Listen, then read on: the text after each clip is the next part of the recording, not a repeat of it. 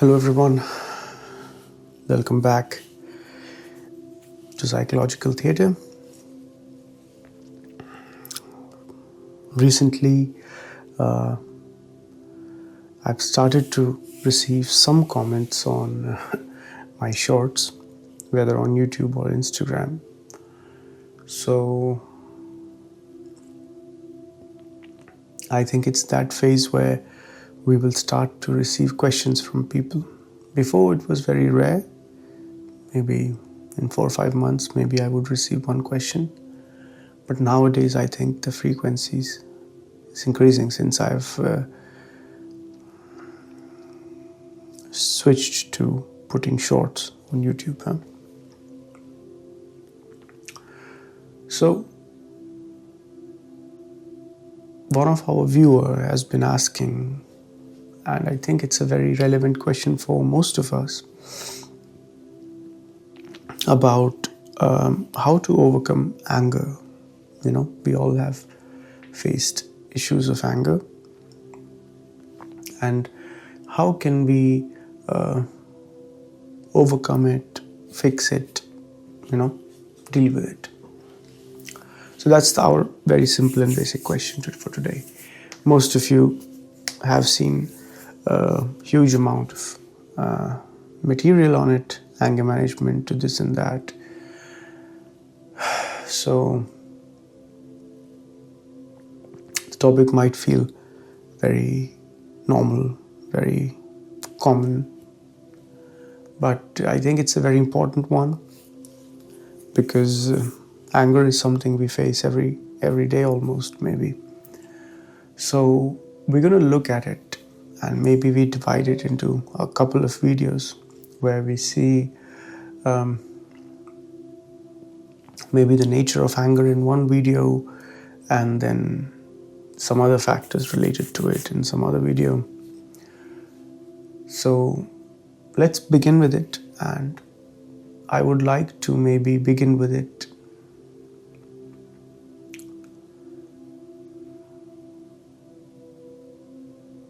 to define it, maybe, so that it is very clear what we actually mean by anger.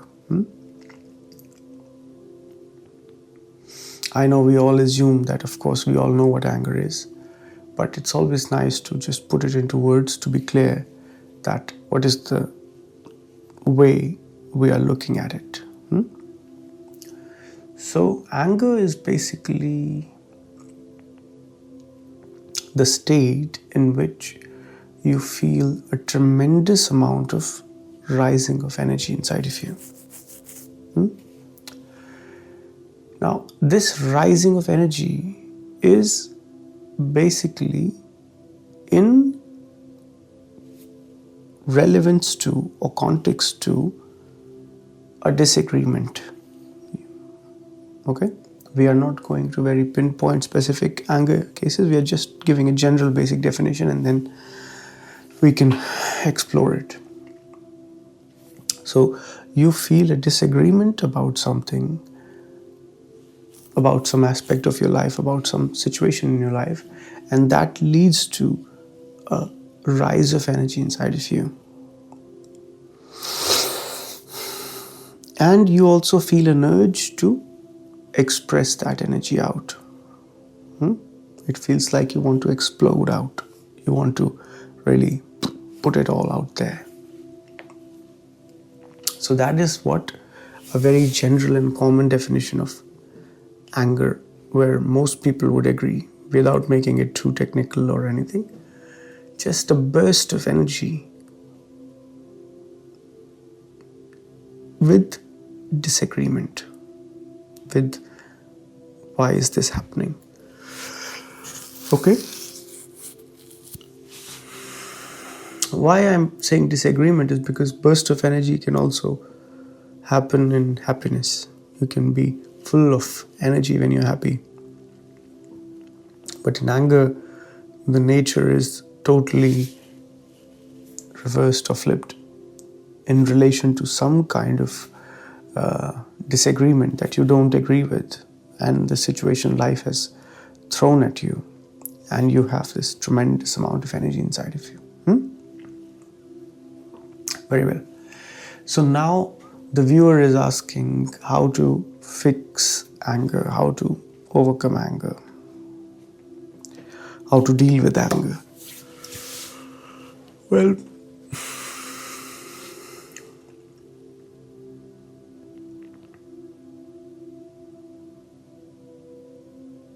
it's like giving those two kinds of solutions. One is like a quick solution, but it's temporary. And the other way, or the other solution, is a bit slow, a bit hardworking maybe. It requires some effort from you, but then it gives long-term benefits in a way. But both of those kinds of methods, or any kind of method, can only be given when the person who is angry really wants to get rid of anger.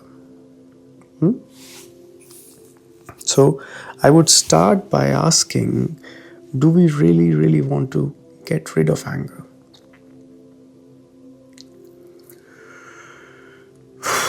We feel very tense in those moments. We feel later on that we end up doing stupid things when we are angry.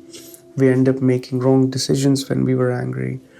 And then later on we realize, shouldn't have been angry.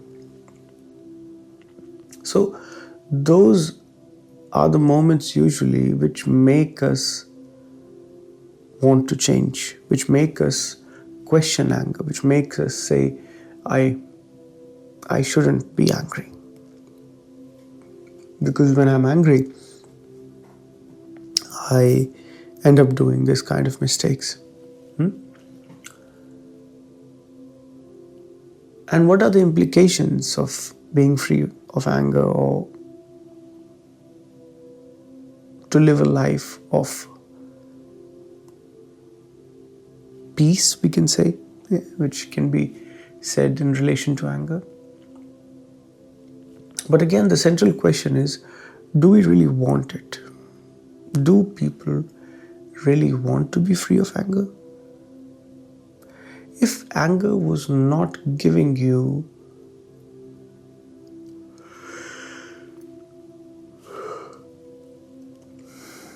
any kind of loss, let's say,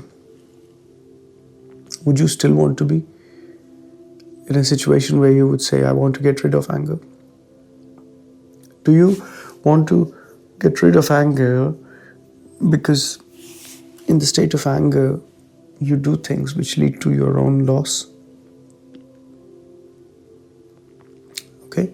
Is this the inspiration? That when you're angry, you do things which shouldn't be done, because when they are done, either you lose in terms of relations with people, either you lose monetary wise, you get a fine, maybe you break a street light, you get a fine, you break someone's car in the state of anger. So you hurt yourself when you're angry, you punch a wall or a mirror and then end up hurting your own hand. And then later on you realize that all those things were personal loss. And that makes you change. That makes you ask a question, maybe I shouldn't be angry. So is it this kind of reason why you want to be free of anger? First of all, there are people who don't want to be free of anger, who don't see problem with anger. They say, it's part of life, it's one of my emotion and it's there and I cannot do anything about it. That's it. It comes and it goes. And then there are some people who really feel like, yes, it's now getting out of hands, or I'm doing things which are not right. And then they want to make an effort to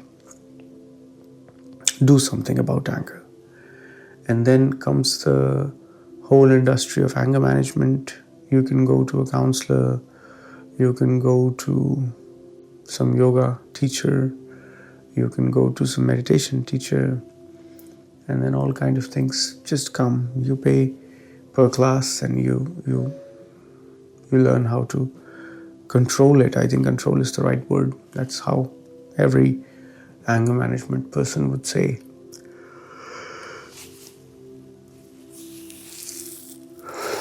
So the first question I would ask you is, do you really want to be free of anger? Or is it just a reaction to the loss you have faced? Like, do you see anger as something which is unprofitable, non-profit? Or do you see anger as danger? Like you see a big fire as a danger. Like you see electrical sockets as danger. I wouldn't put my finger there. So these are few of the ways why would someone approach to go against anger or to do something about it. There are people who don't want to do anything about it. Life is totally fine. And there are some who realize that yes, something is not right because they face this kind of losses in their life. Maybe they break a red light, they receive a fine in anger, they are fighting with the neighbor or something. And then they realize, yeah, this anger is not good. It's toxic. And then they want to do something about it because they get a loss in it.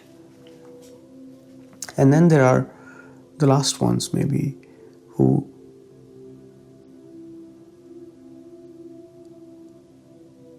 see the nature of anger and that's why want to just stay away from it. Okay? It's not about profit, it's not about loss, it's not about life is perfect or not perfect. It's just about that this is something I should be away from, seeing the danger of what anger is. So you need to ask yourself this question, where do you fall? Okay? And there is no one more respectable among these categories, okay? It's just how people see life, and we cannot say that one is too special or the other is not. So look at how you've been dealing with anger. Look at how anger has been coming.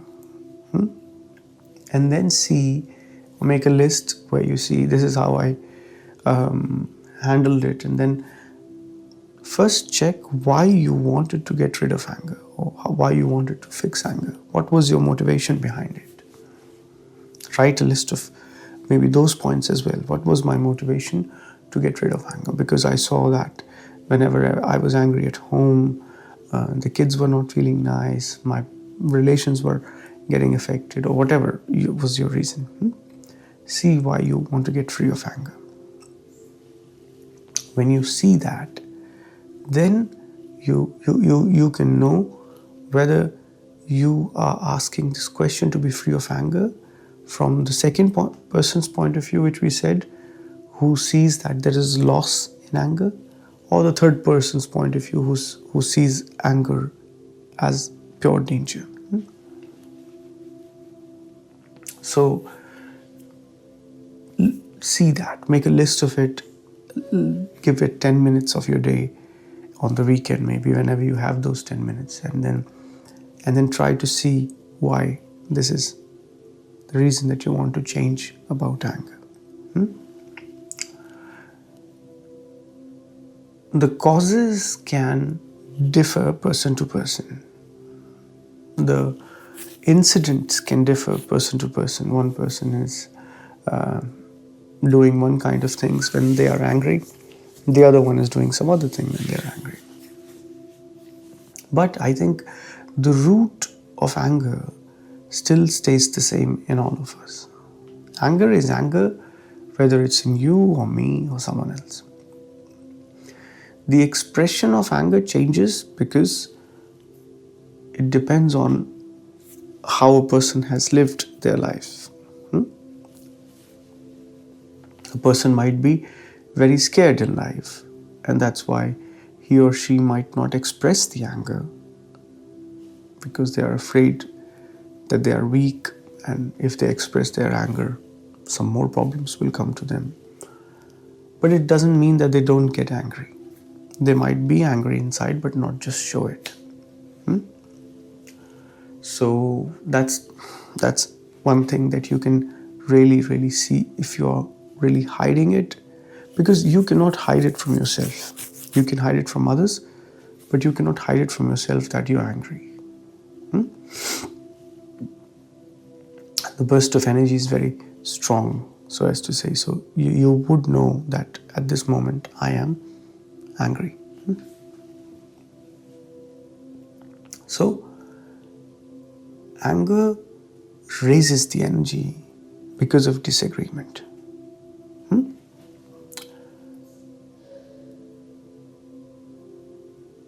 The disagreement is the essential root here. Okay? The disagreement in essential nature is exactly like agreement. Just the expression of that is opposite. The mechanism which you use every day for agreement, to agree with something, let's say life, and then when something happens that you really wanted to happen and you feel happy, so that's agreement with life, that yes, it has happened because I wanted it to happen. And then something else happens which is not in agreement to how you wanted things to be, and that is what I'm calling disagreement. So when that disagreement happens, this burst of energy comes in. But the method by which you do agreement with life and disagreement with life, that method is the same. Okay? Maybe we will look at the method in the next video. What is the essential functioning of anger? But you need to see that you are in a state of disagreement when you're angry. Okay? If you can catch that, that is already something beautiful. If you can make a note that today I was angry, and I was angry because I was in disagreement with life regarding this. Okay? I was in disagreement that the person in front of me would give an indicator while turning right, but it didn't happen. And then I felt angry. Why people drive so stupid, in a stupid way, right? So your expectation is people will drive in a respectful way, agreeing to the laws, and then you see someone doing something stupid and you can get a sense of anger because of that. So you can make a note of it. The moment you make a note of it, you write that, yes, I felt disagreement in this way.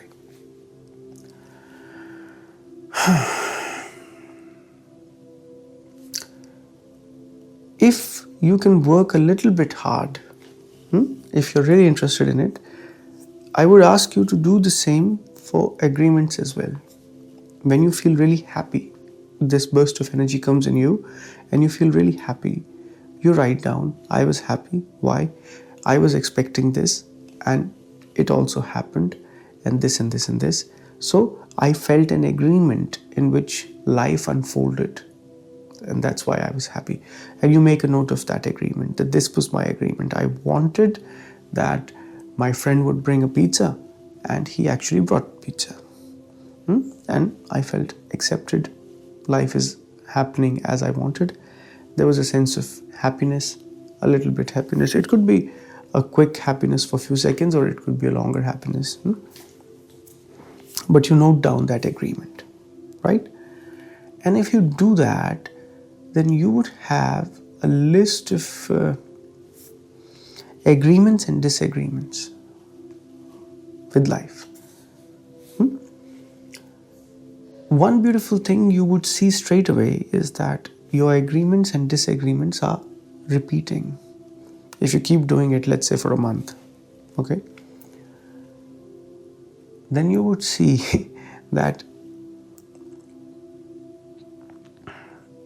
in a month, the things you've agreed with life about are repeating.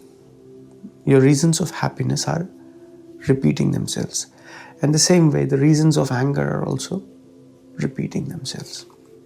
And you will get a very clear idea that the things you are really happy about and the things you are really angry about.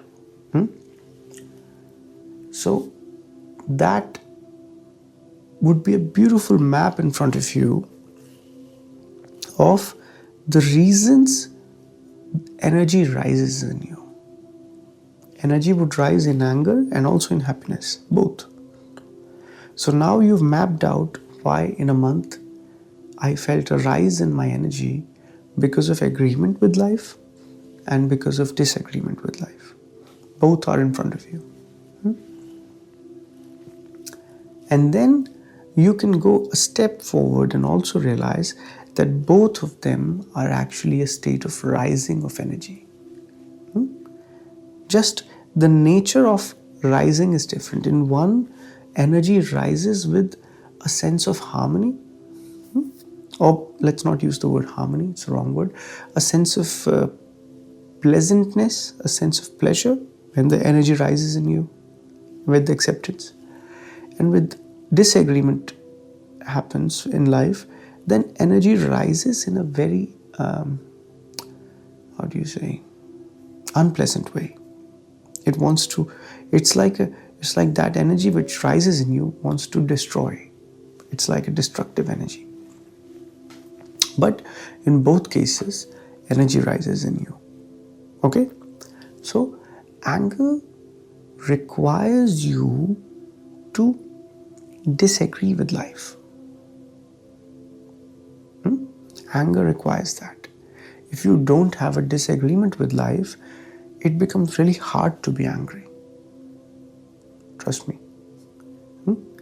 But disagreements are part of everyday life. As I just said, during driving a car, you could have a disagreement. Buying vegetables, you can have a disagreement. And all those instances give you a chance to become angry. And the meter of anger, the extent of anger could differ. One could be strong anger, one could be normal anger. So this is maybe a starting point where I would really go before I go into dissecting anger. And what I mean by that is nothing mysterious, but connected to the ego.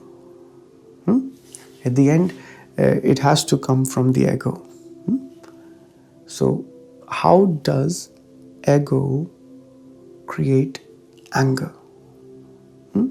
We've given beautiful hints of that mechanism already now in this discussion. But in next discussion, we will go step by step how this anger actually arises in you.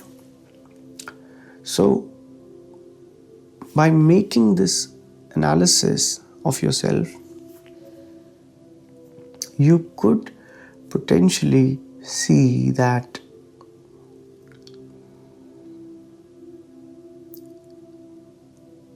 life gives you many reasons to disagree with it. Or another way, your expectations about life are not always in agreement with life. Okay?